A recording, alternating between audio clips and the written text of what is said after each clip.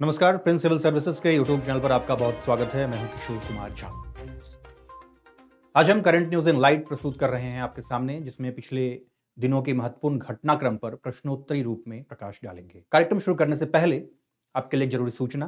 Prince civil services Prince college का एक unique initiative है, जो कि भारतवर्ष में पहली बार किसी कॉलेज में +2 के बाद यानी 12वीं के बाद बीए, बीएससी या बीकॉम फर्स्ट ईयर से ही आईएएस, आरएएस और अन्य स्टेट पीसीएस प्रतियोगी परीक्षाओं की तैयारी कराता है। इसके संदर्भ में विशेष जानकारी के लिए आप हमारे हेल्पलाइन नंबर 9610452222 पर कॉल कर सकते हैं। इसके साथ ही प्रिंस सिविल सर्विसेज के सोशल मीडिया हैंडल पर आप जरूर जाएं। वहां आपको विभिन्न प्रतियोगी परीक्षाओं से संबंधित बहुत सारी जानकारियां और अपडेट्स लगातार मिलते रहेंगे। हमारा एक फेसबुक पेज है प्रिंस सिविल सर्विसेज के नाम से, उसको आप जरूर लाइक करें। ट्विटर पर हम प्रिंस सिविल सर्विसेज के नाम पे हैं। ट्विटर हैंडल है @Prince Civil Services 21, @Prince Civil Services 21।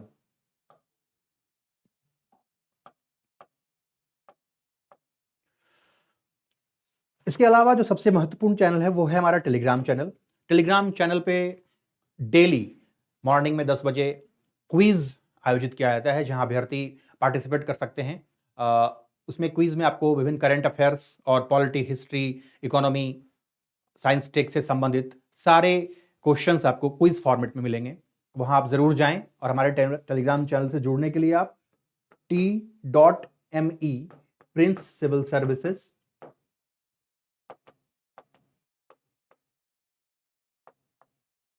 Type करेंगे या फिर प्रिंस सिविल सर्विसेज भी करेंगे तो प्रिंस सिविल सर्विस का ये लोगो आपको दिखेगा। वो हमारा चैनल है, टेलीग्राम चैनल, आप उसे ज्वाइन कर लें। इसके अलावा इंस्टाग्राम पर भी प्रिंस सिविल सर्विसेज को आप फॉलो कर सकते हैं। चलिए शुरू करते हैं आज का कार्यक्रम। पहला सवाल है, निम्नलिखित में से किस राज्य ने महिलाओं के लिए बैक टू वर्क योजना शुरू की है? ऑप्शंस हैं हरियाणा, महाराष्ट्र, उत्तर प्रदेश और राजस्थान। और इसका सही जवाब है ऑप्शन डी, राजस्थान।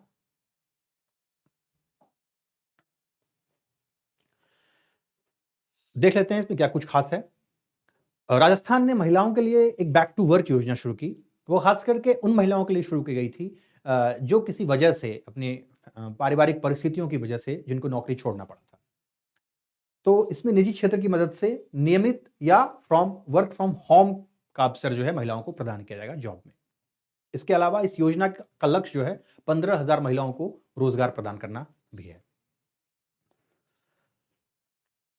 अगला सवाल है कि 5वां हिंद महासागर सम्मेलन कहां आयोजित किया गया? ऑप्शन है A Mauritius, B Abu Dhabi, C Sri Lanka और डी सिंगापुर। और इसका सही जवाब है option B, Abu Dhabi. Abu Dhabi में ये आयोजित हुआ था। अबू धाबी में ये 5वां हिंद महासागर सम्मेलन आयोजित हुआ और भारत के विदेश मंत्री डॉक्टर एस जयशंकर ने जो है इसको संबोधित किया। और इसका जो थीम था वो बहुत महत्वपूर्ण है, वो है इंडियन ओशन इकोलॉजी, इकोनॉमी और एपिडेमिक। क्योंकि कोरोना काल चल रहा है तो ये एक बहुत बड़ा एपिडेमिक और इकोलॉजी और इकोनॉमी, ये याद रखिएगा आप। और इसमें 200 प्रतिनिधियों और 50 से अधिक वक्ताओं ने भाग लिया था। अगला सवाल है कि हाल ही में किन दो देशों के बीच राफेल लड़ाकू विमानों से संबंधित समझौते पर हस्ताक्षर हुए हैं? राफेल भारत में बहुत चर्चा में रहा है। आपको याद होगा कि पिछले दिनों संसद में भी राफेल से जुड़े मुद्दे पर बहुत ज्यादा हंगामा, हो हल्ला वगैरह हुआ था। तो कई बार क्या होता है कि जो चीजें बहुत ज्यादा लाइमलाइट में रहती हैं तो उससे संबंधित एग्जाम में प्रश्न आ जाते हैं। तो राफेल लड़ाकू विमान जो है ये फ्रांस निर्मित राफेल लड़ाकू विमान है। अब यह है कि इसमें किन दो देशों के बीच अभी समझौता हुआ है हाल फिलहाल? ऑप्शन है फ्रांस और ईरान, फ्रांस और संयुक्त अरब अमीरात, फ्रांस और कुवैत और फ्रांस और बहरीन। और इसका सही जवाब है फ्रांस और संयुक्त अरब अमीरात। फ्रांस और संयुक्त अरब अमीरात के बीच जो है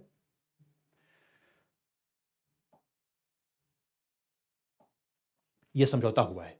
इसको यूएई भी कहते हैं। यूएई और फ्रांस ने 80 फ्रांसीसी निर्मित राफेल लड़ाकू विमानों के लिए समझौता किया है। 2021 में फ्रांस में निर्मित 80 राफेल लड़ाकू विमानों के लिए फ्रांस के साथ एक समझौते पर हस्ताक्षर हुआ है यूएई के साथ। यह एक युद्धक विमान है और अभी तक का सबसे बड़ा इंटरनेशनल ऑर्डर माना जाता है, जो अंतरराष्ट्रीय ऑर्डर दिया गया है जो फ्रांस और यूएई के बीच हुआ है। यूएई ने 12 कैराकल और सैन्य परिवहन हेलीकॉप्टर खरीदने पर भी सहमति जताई है। भारत के साथ अगर चर्चा करें तो भारत का फ्रांस के साथ 36 राफेल लड़ाकू विमानों का सौदा हुआ है। अगला प्रश्न है, हाल ही में जारी फॉर्च्यून इंडिया की भारत में सबसे शक्तिशाली महिलाओं की सूची में प्रथम स्थान पर किसे चुना गया है? ऑप्शन है नीता अंबानी, निर्मला सीतारमण, किरण मजूमदार शॉ और इंदिरा नूई। और इसका सही जवाब है निर्मला सीतारमण। निर्मला सीतारमण अभी भारत की वित्त मंत्री भी हैं, फाइनेंस मिनिस्टर ऑफ इंडिया।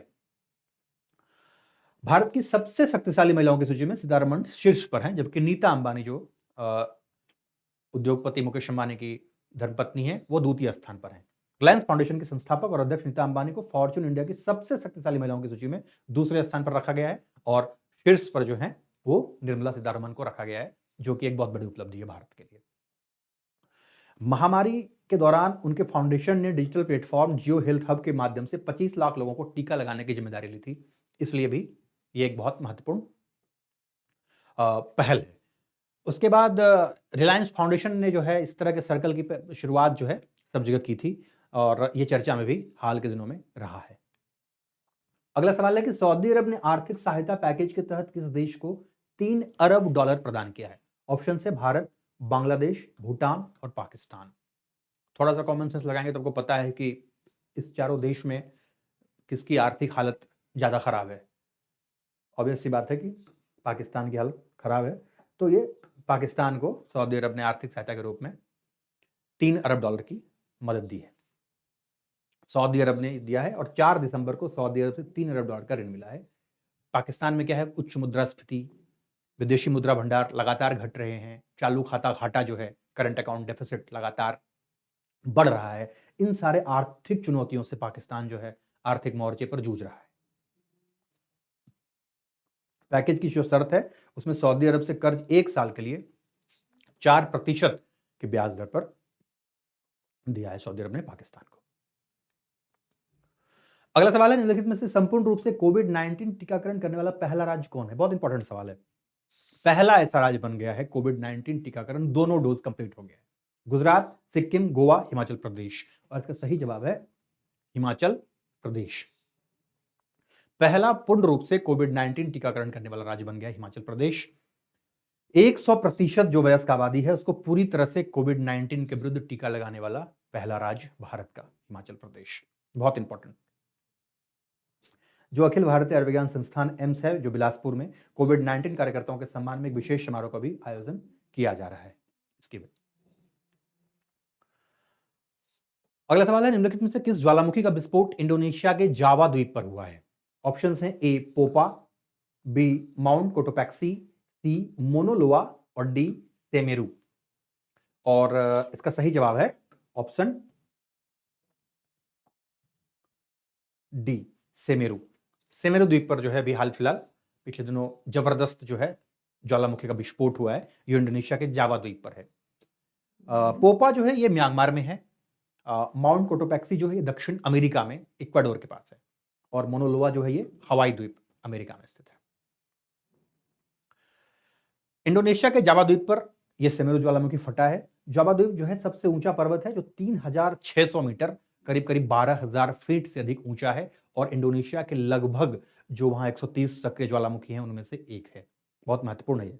1818 के बाद से कम 55 बार इसमें ज्वालामुखी विस्फोट हो चुका है।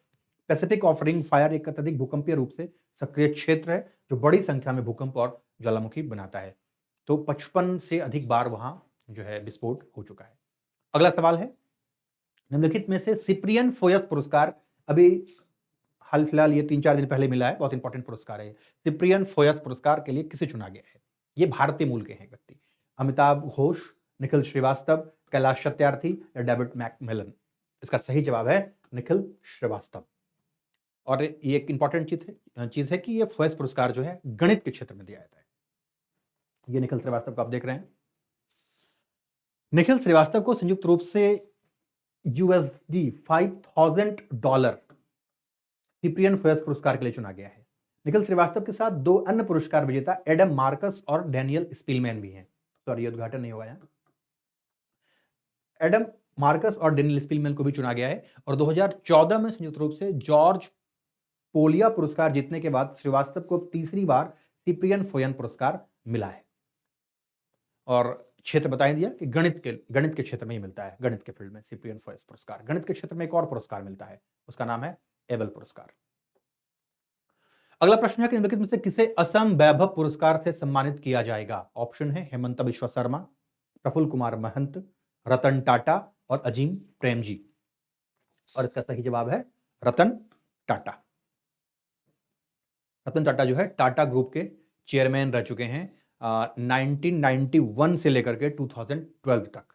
1991 से लेकर 2012 तक जो है टाटा ग्रुप के चेयरमैन रह चुके हैं। वर्तमान में टाटा ग्रुप के चेयरमैन कौन है वो आप हमें कमेंट सेक्शन में लिख के जरूर बताइएगा कि वर्तमान में टाटा ग्रुप के चेयरमैन कौन है।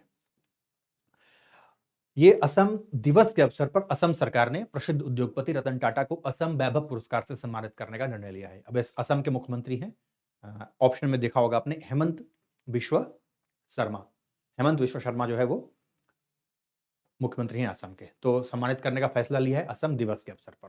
यह असम सरकार का जो है सर्वोच्च नागरिक राज्य पुरस्कार है। जैसे भारत का सर्वोच्च नागरिक राज्य पुरस्कार क्या है, भारत रत्न, वैसे ही असम का सर्वोच्च नागरिक राज्य पुरस्कार है असम वैभव।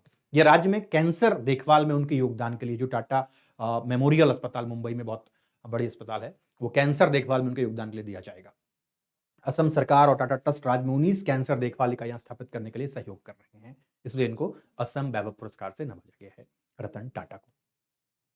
अगला सवाल है कि हाल ही में लोक लेखा समिति, इसको कि पीएसी भी बोलते हैं, पब्लिक अकाउंट कमेटी, ने अपनी स्थापना के बाद से कितने वर्ष पूर्ण कर लिए हैं? 90 वर्ष, 95 वर्ष, 100 वर्ष और 105 वर्ष। और इसका ऑप्शन, जो सही ऑप्शन है वो है 100 वर्ष। 100 वर्ष जो है ये पूरा कर लिया है।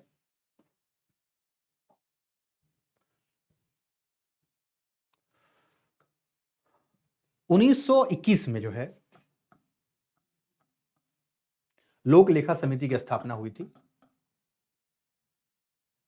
और लोक लेखा समिति संसद की एक ऐसी समिति है जिसमें टोटल जो है 22 सदस्य होते हैं, जिसमें 15 लोकसभा से और 7 जो हैं वो राज्यसभा से होते हैं। कुल मिला के 22 सदस्य होते हैं और लोक लेखा समिति के अध्यक्ष की नियुक्ति जो है लोकसभा अध्यक्ष करते हैं। संसदीय परंपरा के अनुसार लोक लेखा समिति के अध्यक्ष की नियुक्ति जो है प्रमुख विपक्षी दल के सदस्य के रूप में, प्रमुख विपक्षी दल के सदस्य को नियुक्त किया जाता है। अभी जो है प्रमुख विपक्षी जो दल के सदस्य हैं उनका नाम है अधीर रंजन चौधरी, कांग्रेस के सांसद हैं अधीर रंजन चौधरी, वो भी पीएससी के अध्यक्ष हैं। तो संसदीय परंपरा यही रही है कि जो अपोजिशन पार्टी के मेंबर को पीएससी का पद दिया जाता है और 1921 में इसका पहली बार इसका गठन किया गया था और इसलिए अभी 1921 से 2021 100 वर्ष का पूरा ये कार्यक्रम हुआ है। इस कार्यक्रम का उद्घाटन राष्ट्रपति रामनाथ कोविंद, उपराष्ट्रपति और राज्यसभा के सभापति एम वेंकैया नायडू और लोकसभा अध्यक्ष ओम बिरला ने किया। और कांग्रेस सांसद अधीर रंजन चौधरी जो है पीएससी के अभी वर्तमान में